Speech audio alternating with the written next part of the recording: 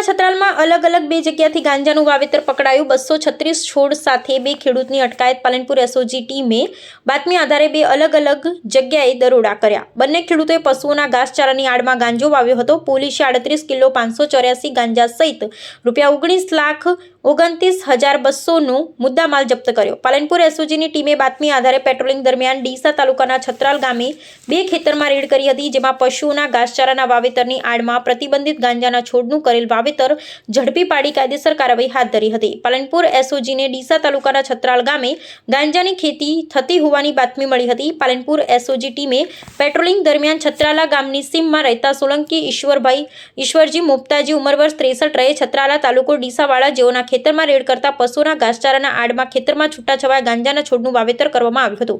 પોલીસે આ છોડની ગણતરી કરતા 109 છોડ જણાયા હતા, જેનું વજન કરાવતા 16.148 કિલોગ્રામ, જેની કિંમત ₹8,07,400ના મુદ્દામાલ મળી આવ્યો હતો। જ્યારે બીજો આરોપી સોલંકી રેવાજી ગોકાજી ઉંમર વર્ષ 44 રહે છત્રાલા તાલુકો ડીસાવાળા જેઓના ખેતરમાં રેડ કરતા પશુઓના ઘાસચારાની આડમાં ખેતરમાં છૂટાછવાયા ગાંજાના છોડનું વાવેતર કરવામાં આવ્યું હતું।